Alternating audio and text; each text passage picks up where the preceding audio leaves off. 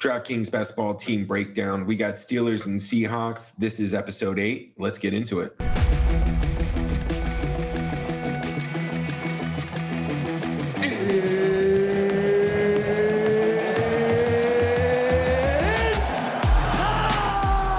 What is up, guys? Welcome to the Edge DFS. My name is Tyson Smith, joined by Ellie Hernandez.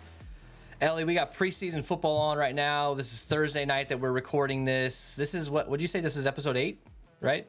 Yep, episode 8. Steelers and Seahawks. We're doing these shows based off of Week 17 matchups, just to make it a little bit easier. And let's just be honest. When we're drafting when I first think of the Steelers, I also think of Seahawks at this point, being about 3 months into this. These teams will be forever burned in my head together. All these teams. Ellie, what's going on with you, man? I know you're in Houston right now. How you doing, bro? I'm doing pretty good, man. It was nice to be able to get some drafts in peace. I don't have to wait till the kids go to bed now. I can kind of just draft throughout the day. So yeah, I've been enjoying that. Nice, man. Nice. All right, so let's get into this. By the way, guys, we have a full playlist for the other 7 shows. We're going to end up with 16. We're going to try to finish a week before the season starts. So, a week before that Thursday night game, so that everybody can get in their viewings. So check out that playlist. Throw us a subscribe. Help get us to 20 likes on this video. We appreciate that. All right, so let's get into our injuries here. Let's start off pretty easy and talk about some basic injuries, mostly coming from the Seattle side. Yeah, just pain. It was pain everywhere. All right, so Noah Fant, he's returning from injury. He had a meniscus injury, that he's recovering from. Last year, he had a pretty good year. He's involved in that Russell Wilson trade. 50 receptions, 486 yards, 4 touchdowns before he went down for the year. Looks like he's back in practice. We should see him week 1. And where he's going, where his ADP is at right now, I mean, you could get him in the 18th, 19th, 20th round in some opportunities. And he hasn't really, there's not a lot of movement. Like, people are kind of forgetting about him. And this is a tight end room that they were, I think, 4th. They were ranked 3rd last year. 110 receptions, 1,100 yards, and 10 touchdowns last year. And him being injured, you'd have to think a lot of that volume would have went to him. So thoughts on Fant here, now that we kind of see that he's healthy. He's in the final year of his contract. This is a big year. I mean, he's only 25 years old. This is a big year for him. Yeah, I like Fant. I'm excited to see him return from injury. I liked him in Denver, too. It was interesting that he was kind of included in that trade.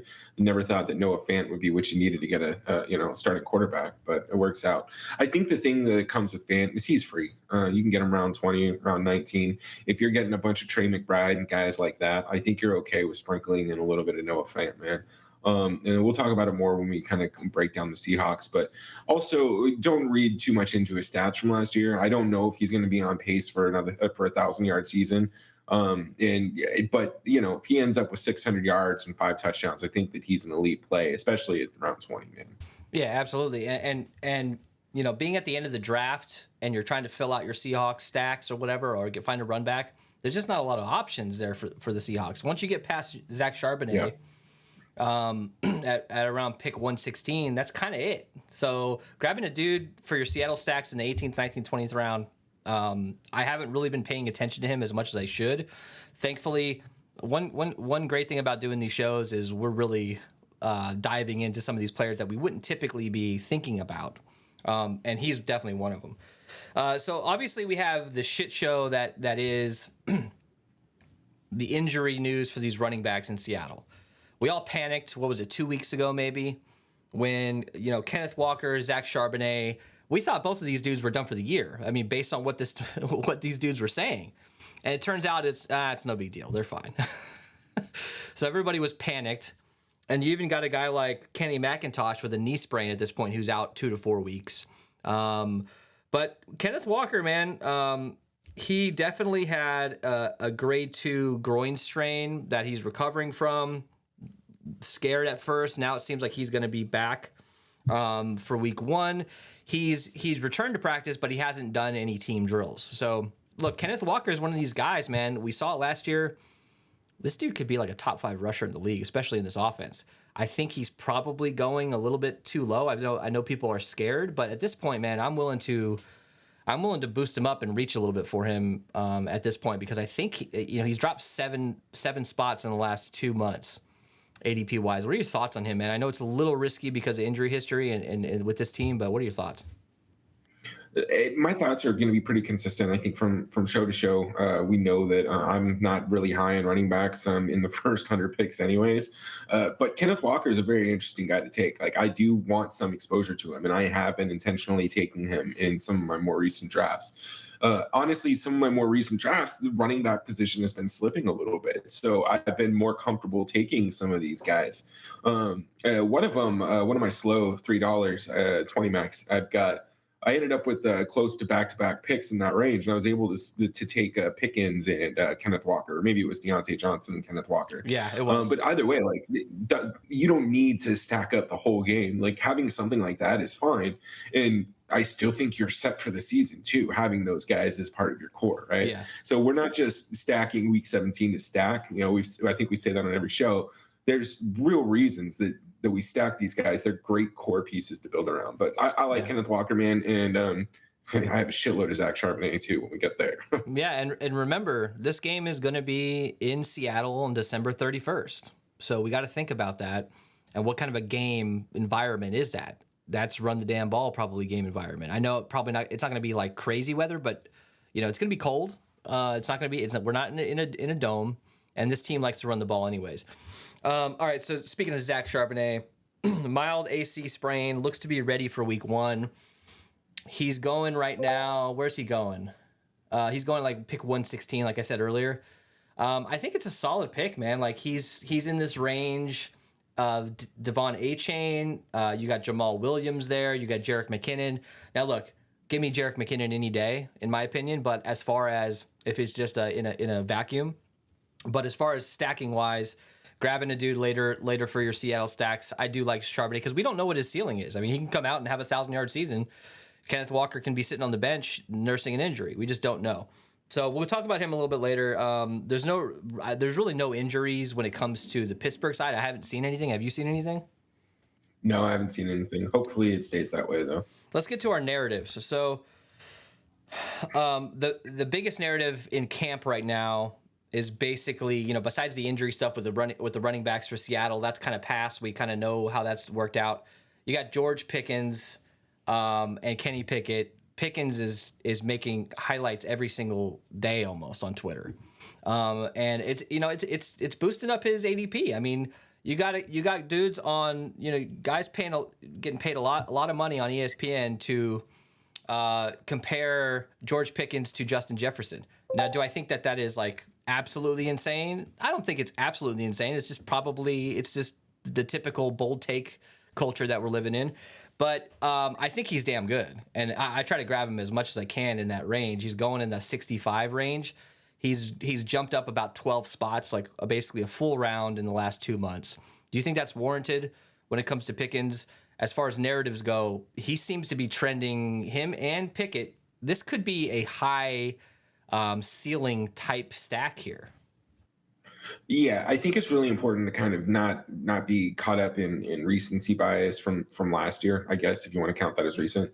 That offense was bad. It was just really bad. I don't expect them to be that shitty again. And I know this is where you come for groundbreaking analysis like this, but when you're one of the worst offenses in the league, right, you're going to get more efficient. And Mike Tomlin's one of the best coaches that we've seen, right? And he's going 500 with teams that Cliff Kingsbury would have literally driven into the ground. Yeah.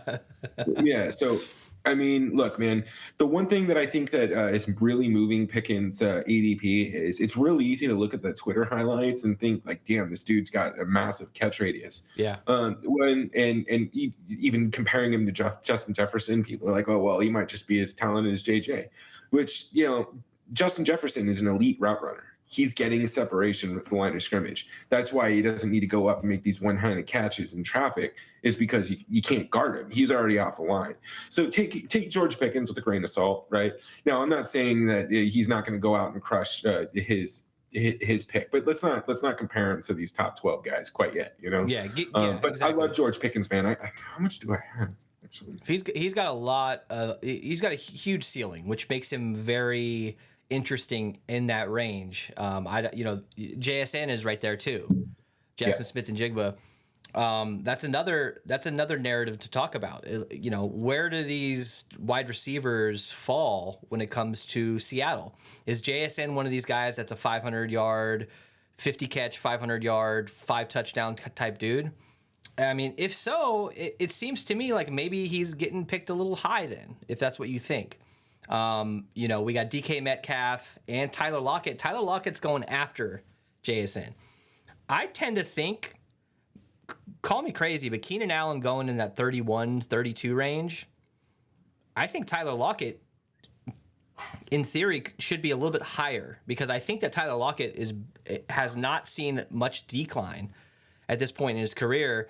While I think that you could argue that Keenan Allen maybe is seeing some of that decline now. Anyways, I don't know why I'm comparing the two, but Tyler Lockett to me is interesting because I think he's not as sexy. Everybody knows about grown-ass man DK Metcalf, and everybody's talking about JSN, but people are forgetting about Tyler Lockett. Go ahead. Yeah, no, like Tyler Lockett, I think people just think that, I don't know, maybe I'm alone in this, but I just have this stigma of potential injuries in his.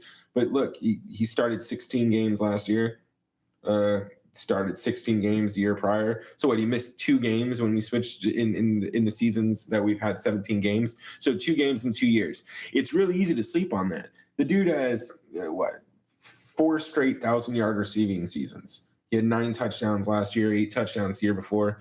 I know that JSN is going to eat into his workload a little bit, but I don't know that the gap between JSN, Tyler Lockett, and DK Metcalf necessarily needs to be that high. Yeah. I think DK Metcalf could be closer to those two and kind of balanced out. And, you do bring up a good point. And Keenan Allen doesn't even necessarily need to be on the downswing of his career.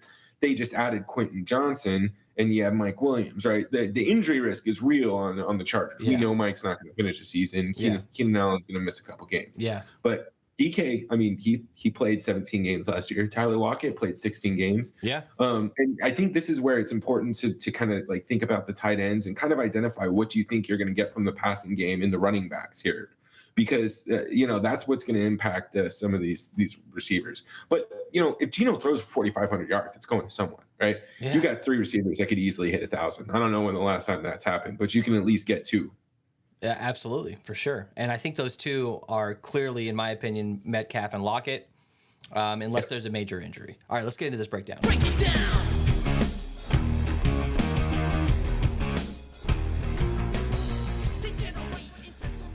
All right, so DK Metcalf, speaking of him, I seem to be getting so much DK because he falls sometimes. He's in that 28-30 range. And then you got Najee Harris at 43. Let's start with DK Metcalf. Thoughts on him? I like I said, I tend to just end up with him because look, usually what'll happen is maybe I'll get a Christian McCaffrey in the first round. I'll get another dude in the 20s, and then I need another wide receiver. And this is where usually where I land at DK, and I don't hate it. I don't hate it because I don't know why some people are a little bit down on him. I'm seeing a lot of videos kind of talking about his efficiency and this and that. Sure, those numbers are important, but just take a look at this dude. Like, he is a clear and far away number 1 on this team, in my opinion. And to me, he's a dude that can absolutely eat at the goal line. So is DK Metcalf going a little high in your opinion here? Do you have a lot of him? Are you comfortable taking him in that range? I'm about 10%. I am comfortable taking him in that range. Most of my picks don't necessarily end up with. I don't end up in a range where DK is falling to me enough, right? I'm kind of just in a more odd position. So that's really why my exposure hasn't been getting to him. And to be completely frank, I got a lot of Tyler Lockett and JSN early on before their ADP kind of moved up a little bit here. So it wasn't necessarily as much of a priority to get to DK. Now, the one thing that is interesting about DK is his ADP is kind of just locked in. So you can kind of count on him being there through the rest of the season. I don't think he's going to move up anymore. I don't think he's going to move down. So the nice thing is you can this is a guy you can kind of plan around. guys like Deontay Johnson and George Pickens, that their ADP is moving pretty consistently, so you have to pay attention to where they are, where people are picking them. Yeah. But look, again, the thing to worry about with DK, it just comes down to the addition of JSN. But I don't think that Pete Carroll is just going to stop throwing the ball to DK Metcalf because they have another wide receiver. I legitimately think this is an offense that can end up with at least 1,000 yard receivers, like they do pretty much every year. And JSN could easily have 900 yards plus. So I love him, man. I think you got to try and get to him if you can. And again, you don't even need to stack him. These guys in the top 30, like you can take them as naked picks and just build as your core. It all depends on Geno Smith. Can he have another great season? I think he can. I don't believe there's any reason to believe that he can't, especially in the NFC West, like we talked about in the last show we did. You have two of the worst defenses in the league, basically in that division. So you could chalk up some wins or some high scoring outputs for Seattle in 4 games at least during the regular season. So let's talk about Pittsburgh's running back situation. So Najee Harris, it's trendy right now to just hate on Najee Harris. And we had our fair share of that last year during our showdown shows. Typically, you want to look at our fate of the night, it was probably going to be Najee Harris in most cases. He's going around pick 43. He's dropped about 7-8 spots since June. But look, there are a lot of people comparing Jaylen Warren to a guy like Austin Eckler. Now, do I think that's a little ridiculous right now? Probably, but similar body type, similar receiving capabilities, similar type backs, archetype. So Jaylen Warren going almost 100 picks later than Najee Harris. What are your thoughts on that? Look, I know that Najee Harris came into camp a little bit slimmer. He's looking pretty good. I don't really care much about that. I don't hate Najee Harris. I don't love him. I think I got plenty of Najee Harris. I'm not going out of my way to grab him, but setting up Seattle stacks with Najee Harris or going DK Metcalf and then Najee and then just doing a 1v1 and forgetting about it or stacking up big, that's kind of what I've been doing a lot lately because I've been getting to a lot of Metcalf in that area. So thoughts on Najee versus Jaylen Warren. Jaylen Warren going in that range, it's not a huge risk. I think there's a ton of upside, and Jaylen Warren's one of my highest owned backup type running backs. I think I have him, at 18% out of 200 plus lineups. So I obviously like him a lot. So what are your thoughts here, man? Do you agree with kind of the field with hating Najee Harris, or are you kind of in this agnostic area with him? I think hating is too strong of a word. Like people are just caught up in how inefficient of a year that he had. At the end of the day, he carried the ball almost 300 times. Like those are insane numbers. And we know that Jaylen Warren is still going to get involved. So I don't think you're doing anything wrong taking Najee Harris. I've seen some guys in Best Ball Mania on Underdog with there's some dude with 90% of him. That might be a bit excessive. I don't think you need 90% exposure to anybody. No. But look, man, the easiest way to talk about this is their team was fucking awful. That offense was awful last year. They are going to get better. Najee Harris is going to get more efficient. This is his 3rd year in the league, right? We're talking about this guy like he's been playing for 7 years and he's on the downswing of his career. The only thing that we need to worry about with him is the Trent Richardson usage, right? Yeah. Just is he going to get burnt the hell out and his knees fall out? Then maybe you should be concerned. But I think his ADP is fine where he's at. It's not entirely risky. Your biggest risk at taking a running back in the top 100 is the PPR upside. Is you don't have a wide receiver. So I don't know, man. I'm not taking a bunch of running backs in this early anyways. But I'm also comfortable getting to Najee Harris. Yeah. So let's move on to Deontay Johnson and George Pickens. So both of these guys were going in the 70s. A few months back. Now they're trending up quite a bit. I mean, Deontay Johnson has moved up 15 picks. George Pickens moved up 12. I expect him to move up even more as we get closer to the season and we see more of these highlight catches from him. Deontay at 56, to me, we can't forget about him. I know it's easy to just see George Pickens when you're on your phone and your app drafting or whatever, and you're like, I got to get that guy. I totally understand that. But don't forget about Deontay Johnson. He's going right there with Kenneth Walker at 54, 56. So if you have one of these picks, then maybe both these guys fall. I don't, off the top of my head, I don't know exactly if you got pick 12 or if you got pick 1, could you go back to back with these guys potentially? I don't know where that lands. But Kenneth Walker, Deontay Johnson, both good picks. Thoughts on Deontay Johnson? Maybe people are, am I crazy? But it just feels like there's not a lot of hype, and maybe he's slipping under the radar a little bit. Yeah, absolutely. Deontay. Oh, okay. So I don't know if he slipped under the radar. I think a lot of the sharps have been on him for most of the summer. Even a couple, like honestly, we got to put it Grim Aries in our group chat that kind of was talking him up. I think back at the beginning of June. He had his struggles, but we talked about Deontay Johnson all season last year. He's going to get targeted 26 times a game. He might drop 15 passes, but that still means he's going to get 11 receptions. Right? Yeah, exactly. Like, he adds a couple touchdowns to what his performance was just last year, just touchdowns, nothing else, and like 2-3 touchdowns, and all of a sudden he's probably going a little bit higher than his ADP this year. To answer your question real quick, if you do end up with like the 12th pick, you'll have at the 5-6 turn, you'll have 60-61, which again, like is a great time to take a one-off here. If you're able to get George Pickens and JSN, or George Pickens, Tyler Lockett, or even if Kenneth Walker drops a little bit and you stack with Pickens, Deontay. I like it, man. I have a decent amount myself. I was getting a little bit more exposure to them earlier on when they were closer to the 75 range.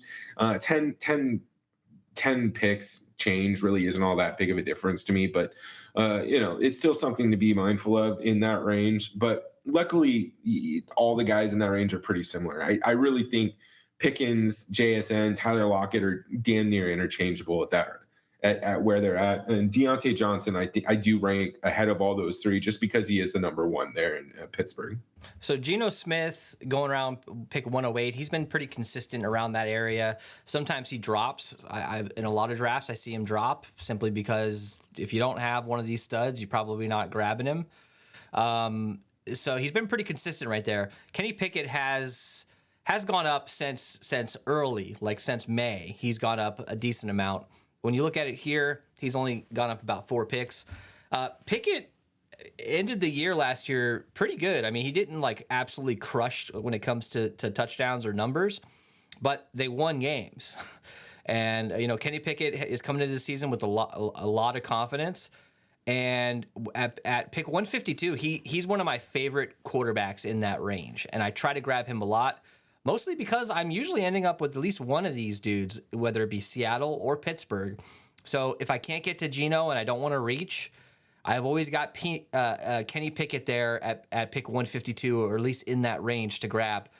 Are you where are you getting here? You have more Kenny Pickett than you do Geno? Like, what's your exposure to these quarterbacks overall? Are you just mainly getting like 1v1 or 2v2s without the quarterbacks? I'm mostly 1v1, 2v2s. I got 4% Geno and 7% Pickett. I would like to get a little more of both, to be honest. It's just hasn't necessarily been there for me. Now, I think a fun way to stack Pittsburgh is I think you can do Kenny Pickett and Jalen Warren too, if that's all you've got from Pittsburgh. If you want something to, yes, I mean, even make it if that's just a 1-1 that you want, or even if you want to do that as a run back with Seattle. Jalen Warren is specifically going to get involved in the pass game, and he might be a bit of a safety net for Kenny Pickett. Yeah. I got to ask you something though? Like this ADP on Pat Freiermuth, how much do you have?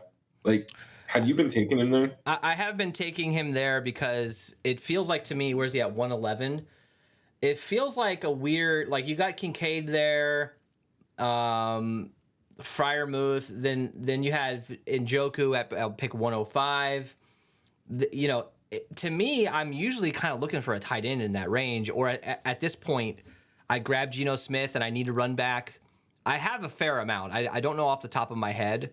I have like middle of the road as far as exposure. He's not my highest. He's not my lowest. I am getting to a decent amount of him. I'm not really convinced that he's going to have an incredible year, but I think he's a solid dude that can get you some solid output. But if I had to pick between him and Dalton Kincaid, I'm picking Kincaid almost every time, just simply because of his upside. And I know it's risky, but Freiermuth isn't really that sexy to me. I don't know. What do you think? Yeah, I mean, I have 1%. I have him $3 20 max. Hey, I don't. I mean, fine. Make stands. I mean, I don't think Pat Fryermuth is a dude that's going to come out and have 1,000 yards and 10 touchdowns. I could be wrong about that, but maybe he does. I don't know. All right, so let's talk about tight ends while we're here. Remind me, we got to talk a little bit about Charbonnet here in a minute, and then some of these like third, fourth wide receivers for Pittsburgh. But for right now, tight ends, obviously Fryermuth 111, like we were saying, and then Noah Fant at 217. But there's another guy down here, Darnell Washington, at the end of the draft. You were the one who told me about him early on before we even. I think we were before camp started. You were telling me about him, and I was like, all right, I should get some of this guy. Dude, this mofo is 6'7", 266 pounds. He's like a red zone fucking monster. So he's listed third on the depth chart right now for tight ends.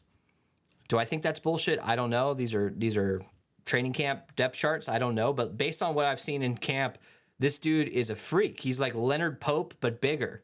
That's a deep cut there. If you remember that. Yeah, nobody's gonna know who the fuck that is. Darnell Washington, though, man, like at the end of the draft, like you should be getting to a decent amount of him, like right? I know you have. Yeah, so a decent amount. Like, let's not. I don't want anybody to take that as like getting 25% Darnell Washington. Decent amount is maybe like 10, 12% if you want to rotate in those last picks. What I like about Darnell Washington, outside of his massive size, is he's just an elite blocker, right? So when you're young, when you're a rookie, when you're one of these niche positions, getting on the field as a blocker is a great way to start getting opportunities in the pass game. We know Mike Tomlin; he's a great coach. This isn't Monty Williams with DeAndre Ayton. If you do everything the coach asks you, you're not going to just not get involved in the offense. Tomlin is going to get him involved in the offense if he's out there blocking appropriately, right?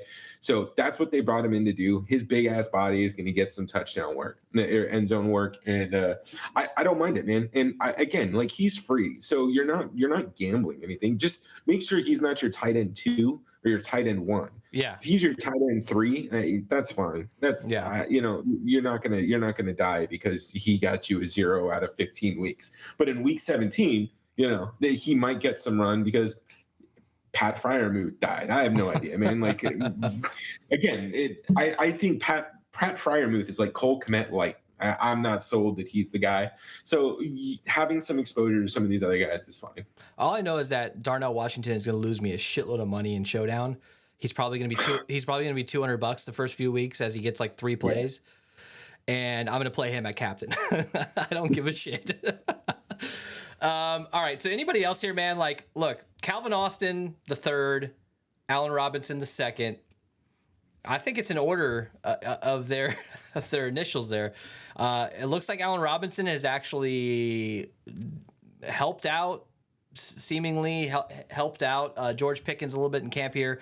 We had some negative stuff about him coming out like maybe a month or 2 ago. Now it seems like he's staying under the radar and he's just doing his thing. Is Allen Robinson washed, or has he just had the shittiest luck being with Chicago, going to the Rams, not really doing anything? Is this his opportunity to actually have like a comeback season and actually resurrect his career? I believe so. Mike Tomlin, I think, kind of thinks so too. I mean, he ran some decent. He got some decent run in the preseason game last week. So I like him, man. And again, he's free. You're not. Don't go get 20% Allen Robinson, but 5-10% as a 19th round pick, 20th round pick isn't going to kill you. These are guys that you're looking for a spike week, and if you've been drafting kind of the way that you should have been, this should be wide receiver 8 or 9. So you're not reliant upon him at all. Yeah. And to be quite honest with you, like I like Calvin Austin too. I expect Kenny Pickett to be a better quarterback this year. They're going to get better. So these guys are going to have opportunities to make plays. Calvin Austin, I think he had some big plays. It might have been camp or preseason game last week, but they're young guys that they're looking to get developed, and I think Calvin Austin's going to see some run. So again, like I don't think you want Calvin Austin and Allen Robinson both on your team, but no. Sprinkling some of these guys in isn't a terrible idea. All right, let's look at a lineup that I built here, or that I drafted here. This is like relatively recent. I think it's within the last few weeks. So I've got a Miami stack. I got a with the run back, Green Bay with the run back, and then Pittsburgh, a basically 3v2 here. So I got Kenny Pickett at pick 152, 13th round. This is after, let's see, did I get, who did I get? Okay, so I got Charbonnet. Okay, so I got Metcalf in the 3rd round. I got Charbonnet in the 10th round. At that point, I'm like, all right, give me Kenny Pickett. So I got Kenny Pickett at that point, and then I ended up getting Allen Robinson and Darnell Washington at the end, in order to kind of make this a halfway decent stack and run back for week 17. Anything you see here that jumps out to you? Like, just like you said, I had Darnell Washington. Now this should be, because this was before the Gesicki injury news. This should definitely, like, I should have 4 tight ends in this lineup. Like, absolutely. I probably should have went with 5, maybe 5 running backs here, and I should have got a 4th tight end, honestly. But what jumps out to you here, man? Anything interesting? This is Stephon Diggs, Jalen Waddle, DK Metcalf, Keenan Allen. Jordan Addison is my 5th wide receiver. Odell Beckham is my 6th wide receiver. Juju Smith-Schuster my 7th. I think I'm in good shape here with wide receivers, right? Yeah, man. So I actually disagree with you. I think you're fine with the 3 tight ends here. After the top echelon of tight ends, the fall off is so severe that you're to have another tight end, you're covering maybe 1 to 2 weeks at best of maybe 8 to 12 points. And that's kind of at the high end, right? The tight end average is so low throughout the season that I think you did better off. You're going to have more upside taking Juju Smith-Schuster at 128 than you were maybe taking Pat Freiermuth to ensure that you add that extra tight end there. You know what I mean? So yeah. I think you're fine. Like, I think punt tight end is really not a terrible way to go if you're unable to get one of the elite guys. But other than that, man, like, I love this lineup. Your wide receivers are so strong, though, that you probably could have considered just doing something else with this build. But yeah, I love what you got going on here, to be honest with you. Yeah, absolutely. All right, let's talk about our final thoughts here. So, what are your overall just general thoughts on this stack? Like, is this something you're looking for? Are you getting to a ton of either of these teams? Are you like, how is that working out for you? Because I feel like I've lately been getting to a lot more of these teams. And as you can tell, like, we're trying to do, at least at the time of recording, we're doing teams that there's not a lot of question marks about. So I think with the running back situation in Seattle being solved, seeing how good Pickens is doing, and Kenny Pickett, that's fucking confusing. Kenny Pickett looking pretty good in camp. I think that right now, like, the ADP is just going to settle in where it's at. I think people are going to be more comfortable drafting these teams. Are you in that same boat? Yeah, man. I'm going to try and get to these guys as much as I can. The good news is a lot of these guys are kind of stuck where they are in ADP. You have a couple movers, but other than that, you don't have to reach too much to get to some of these guys. You know where they are and where they're going to stay. The only thing is just remember, George Pickens is not Justin Jefferson. Don't let the propaganda get to you. And then last is, you can talk shit about Najee Harris all day, but he's still going to carry the ball 275 plus times. You're not doing anything wrong drafting him. The noise is noise. I think his potential ceiling is good enough, especially with the question marks that we have at running back this year. That pick 43, I think there's some high upside there. And if he continues to drop as we get closer to the season because the narrative behind him is negative, I think I just pick up a shitload of him. I honestly do. I think it's worth the risk. And I honestly love, I don't care who else I have on my team. If Jalen Warren is sitting there past ADP, I'm taking him no matter what. Like, I think he's solid, but I think people are honestly onto that now. They love Jalen Warren too. So if he's there for you, I think you should take him, because at this point you might not have a lot of opportunities to grab him at that ADP. Anything else to talk about here before we head out? Oh, man. Give us a like, join the Discord, let's chop it up. Yeah, hit up that Discord. If you look in the description below, it's free. We've got a bunch of people in there talking, obviously, just regular NFL DFS, as well as we have a channel just for best ball in there. So we will see you guys later. When's our next show? You want to do a show well, we're trying to do a show almost once a night here at this point as we wrap up the season. I don't know who you want to do. Do you have anybody in mind? Not off the top of my head. I was gonna say Jennifer Lopez, but that's not a funny joke right now. All right. No, I have no idea. Maybe honestly, maybe we do. Now that we got the Dalvin Cook news, maybe we do Jets Browns. Yeah, Hard Knocks. Just watched that last night.